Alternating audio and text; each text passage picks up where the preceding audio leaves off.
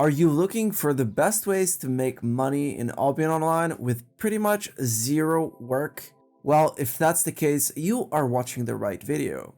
Now, it doesn't matter if you have premium, focus, or spec, as you won't be needing any of these.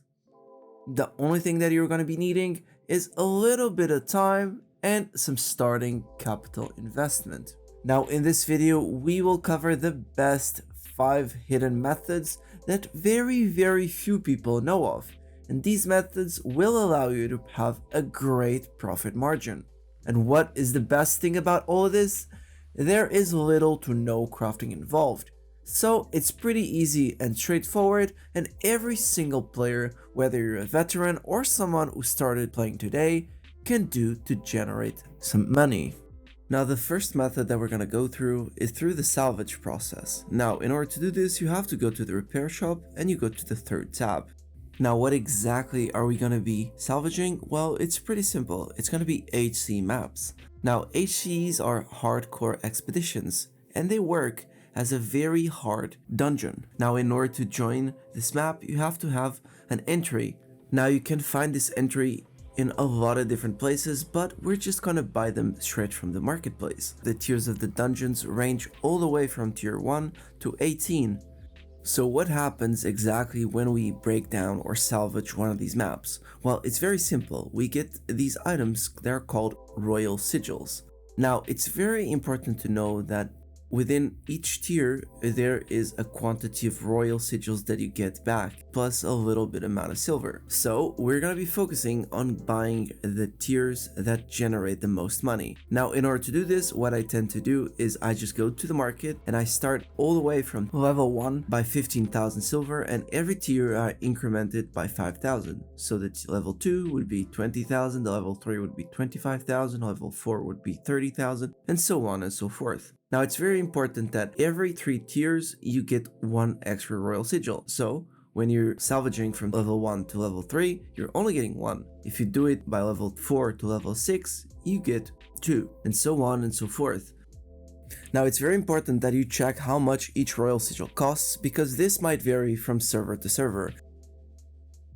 But if you stick with the buy order price, this will always generate you profit, and it's one of the best ways of having an extra income that takes little to no effort, and it's literally just buy ordering, smelting, and you can literally put it on the market, or you can use the sigil yourself.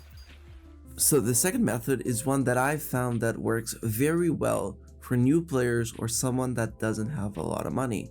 Now, this method involves you buying maps. Now, not the previous HC maps, but the maps that we do dungeons with. Now, currently in Albion, there's 3 types of dungeons: Avalonians, group dungeons, and solo dungeons.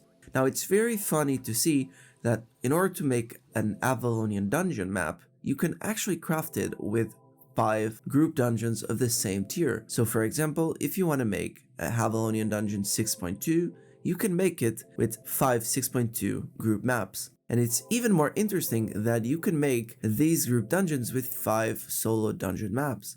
So in total, if you want to make 1 Avalonian dungeon, you can either use 25, which is 5 times 5, solo dungeon maps, which will make 5 groups, which will make 1 Avalonian dungeon, or you can just use 5 groups. So how exactly do we make profit here? Well, it's pretty simple. We'll see the prices of each dungeon maps, and we'll see if it's worth crafting these into higher tiers. Now, this has been one of the best strategies for me because it requires no spec, no fame, and just a little bit of market research that will take you literally 2 minutes to do.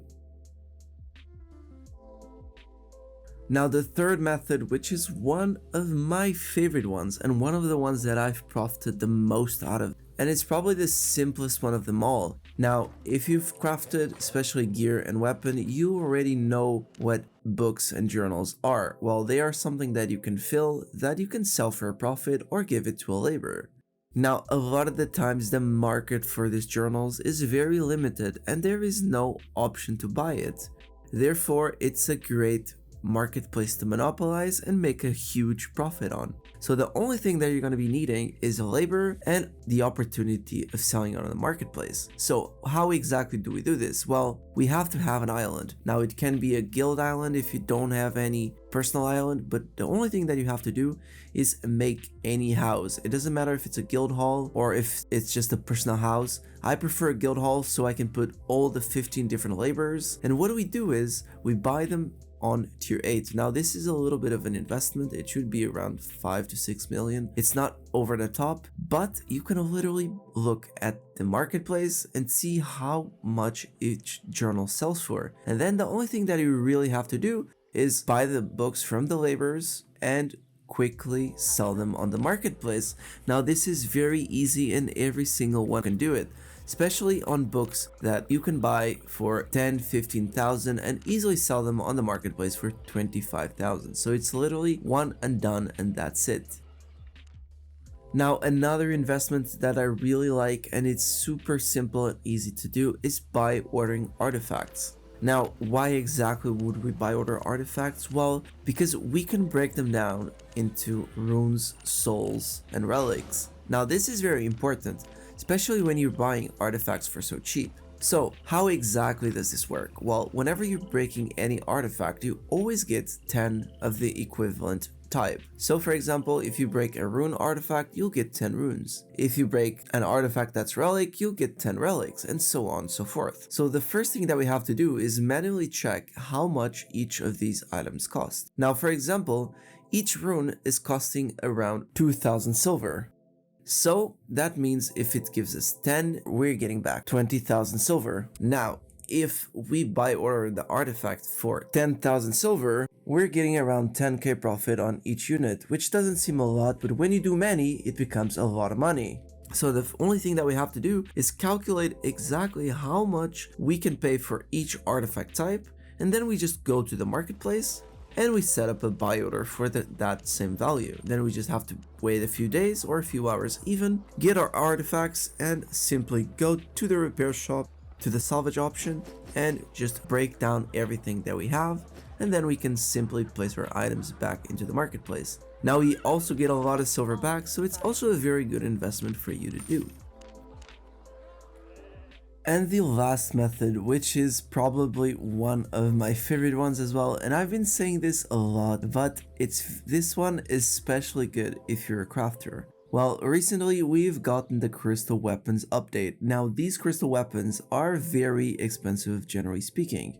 Now it's very important that you know that these artifacts can be crafted like any artifact, but for the first time in Albion history, there is no longer any gambling. So this means that if you want a certain artifact, you can literally get it yourself. So the first thing that we have to do is go to the market and see the crystal artifacts. Now you can literally type it out crystal and put the tier that you want. In this case, we're going to be doing tier 4, but you can do this in all tiers, and you'll see what the most expensive crystal artifacts are. Now in this case, it's going to be 2 of them, which are the rotten crystals and the fire heart crystal.